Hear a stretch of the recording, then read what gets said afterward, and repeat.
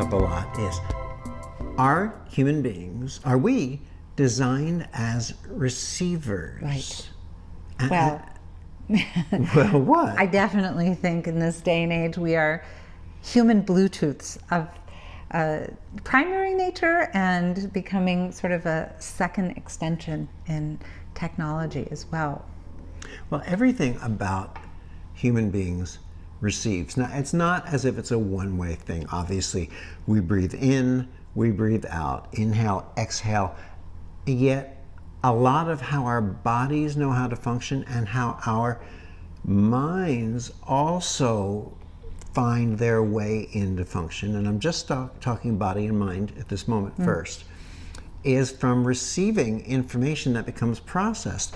Is it information about the temperature outside? So do we begin to perspire, or do we develop goosebumps? Is it information about a smell that closes our throat or allows us to find a centering of peace? Is it when we walk outside and we take in the early morning light, or the beauty of the greenery of the trees and the magentas and the yellows of the flowers? They affect our brain. So our balance and our harmony is based on a lot of receiving. Yeah, I mean, just in the way that you just spoke about first light, we know that receiving the first light creates much higher levels of dopamine in our bodies. So I'm going to say that we are designed to receive. It's not what we do, it's more what we are. And certainly in reconnective healing, the nature of the intelligence, the energy, light, and information has always been one directional, in that we receive energy, light, and information, and in that capacity to receive, an expanded capacity to receive, there is a catalytic expression or something that we become as the very atmosphere of these reconnective healing frequencies. So we catalyze. It's a catalysis. We catalyze the entire experience. And amazingly enough, again, it's not about the doing. No. It's in our witnessing, our observation, and really our being in that state that our interaction raises everything. Yes. And observation is a really important part. When we're receiving, we can be in a state of observation and witnessing. You know, the difference between receiving and, let's say, expectations or manifesting, I always find that we kind of walk that little bit of a razor's edge. But when we're receiving, then often the designing or manifesting of a specific outcome or result sort of becomes secondary, right?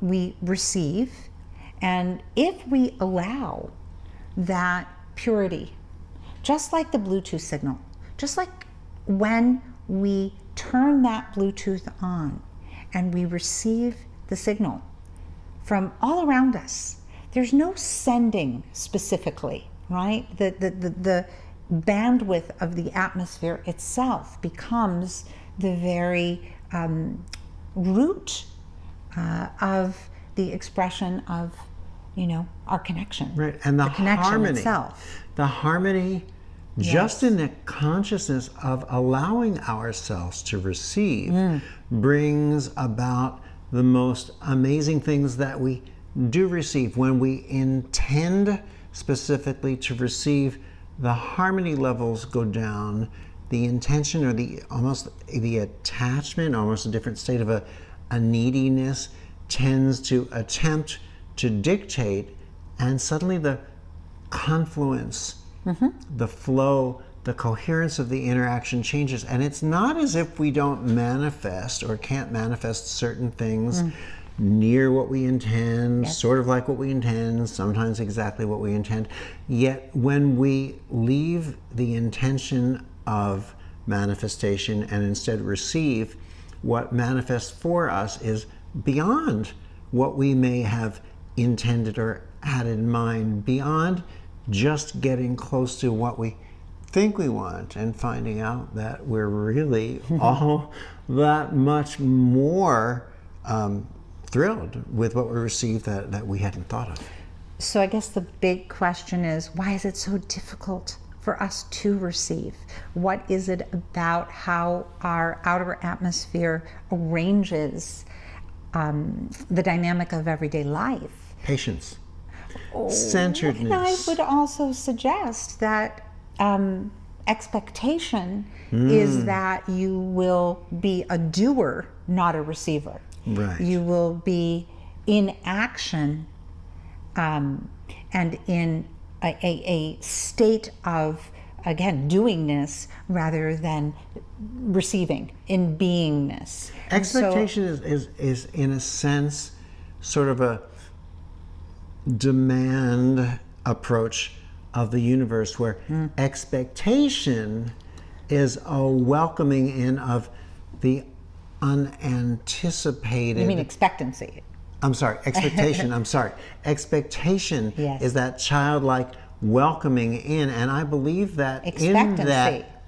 is that childlike I welcoming. keep saying it backwards. You Okay. keep saying it. Expectation is when we sort of demand. Yes. Expectancy, Yes. you're right, thank you, No, is that childlike awareness that just welcomes in the Right. gifts and the beauty and the love from everything and everyone, and so much more is given to those who are in expectancy. I don't know why, but even by nature, I think nature just loves to give and impart to expectancy. You know, I didn't even think about it till we just went through that little back and forth, but expectancy is by its very nature a state of receiving. Yes, of course.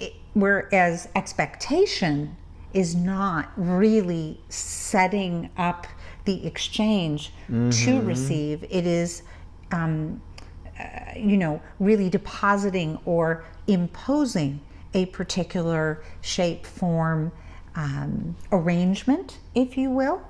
And they're both of a high level. Absolutely. They're both of a high and level. They're both part of it's- manifesting. And it sort of reminds me a little bit of prayer, meaning that there are prayers for requests. People, they often pray when they want something. Yes. And yet, there's a prayer of thanks, just thanks, that tends to have so much more beauty show up in our lives. So, in the way also that you're presenting that, is gratitude a state of receiving? I believe it is. Even though it's offering simultaneously, it's not a one way. It isn't. The offering of thanks might be a human verbiage that we attribute to it, when really being in a state of thanks is simply an opening up to allow receiving more. So, receivership, or expanding our capacity to receive, is a core element in the relationship that we find, and the dynamic, and I'm going to say exchange, or the approach in reconnective healing. Something in the nature of these frequencies, something in the nature of the intelligence itself, has created a one directional exchange, which doesn't really allow for us to send. In some ways, it isn't rooted in our intention as a part of the exchange. It simply allows for our attention to be captured in order to expand our capacity to receive.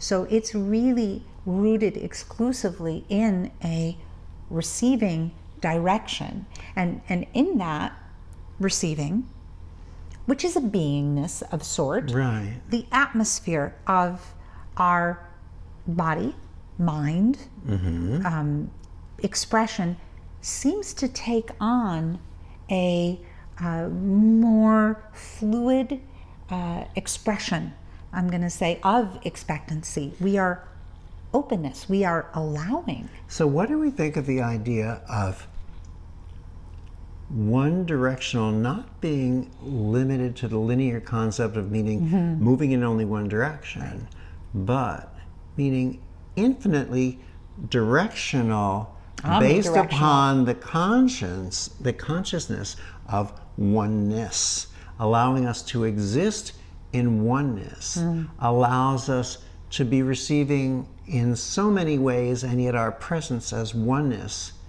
is a giving without a directed, intended, or even planned intentional giving. So knowledge and knowingness, I think, feed into the dilemma of sending versus receiving. We are a species that likes to, again, do. And the knowledge of accumulating information so that we design rather than receive, I'm going to say innate, intentional expression of what that in the field that we might call consciousness, that some may refer to as God or love or the universe, may have a more comprehensive, more complete understanding of our direction, destiny, the architecture of our life. And the more we are geared to do, build, without that capacity to receive, as I'm going to say the primary component of our design, perhaps the more limited, the more of a box in one form we create around our progress. Right. And sometimes it's a little tricky for us to see because it's not just as a species that we do, but it's also something that's culturally reinforced, culturally rewarded. And so sometimes we look to where the culture is in present day as the authority instead of maybe sometimes going inside to the inner knowingness as an authority. Sometimes we look at the external atmosphere and work to manipulate it from the external instead of allowing our awareness to be in the internal atmosphere and suddenly seeing the beauty of the balance of the internal displayed in the external. Yeah, subject and object. I would also propose that sometimes receiving is acknowledged as a selfishness. So in speaking of selfishness, you know, the word means to be of self. Now we attach baggage to it as if we are selfish, being of self to an extreme where others suffer, instead of being simply in the awareness of self. So I think we're going to move into talking about some of those things very soon, aren't we? Yes, 100%. And we're very excited about this whole arena of receiving and receivership.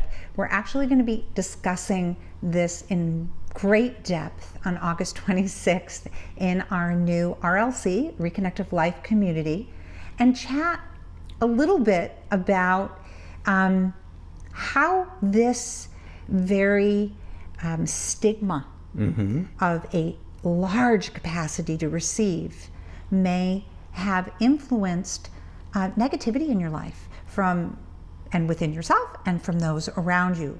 So we have to take some of the very innate aspects of what we are as receivers by nature and understand how to become more. Really will be shifting, I think, in awareness, a lot of things from looking at certain things as taking into realizing the shared beauty where everyone benefits when we allow ourselves to receive. So the Reconnective Life Community is a subscription where we are spending a lot of time together in depth exploring many topics as a community with a very exciting, exploratory, vulnerable in some ways voice. I think it's something everybody should look into.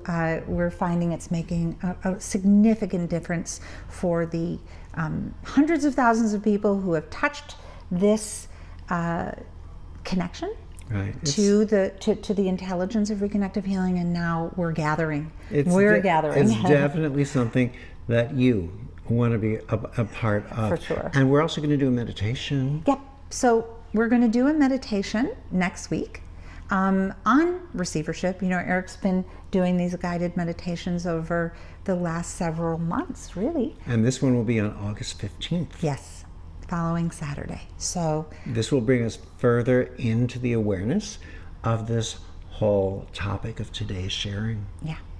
So consider expanding your capacity to receive. Become the Bluetooth, the living Bluetooth for everything and everyone that you come into contact with. Be there with us, because we're going to be there with you.